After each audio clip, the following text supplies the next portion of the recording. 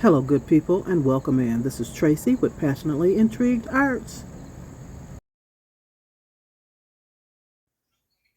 I used my dehydrator and I dried out some herbs. So on this top layer is sage, and it's pretty crispy.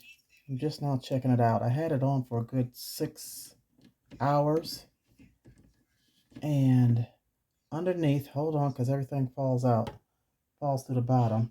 More sage, and there's basil on this layer. Now let me lift the other. I had the paper towel under there now once they finished so that the herbs don't fall to the bottom. I didn't have it on while I was dehydrating them.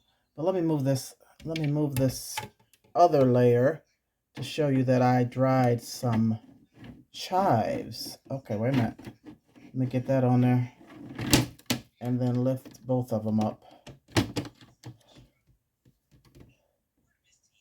So here are chives.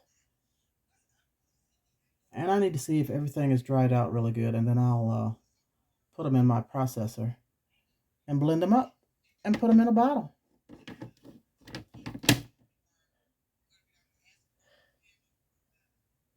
and use them in my foods.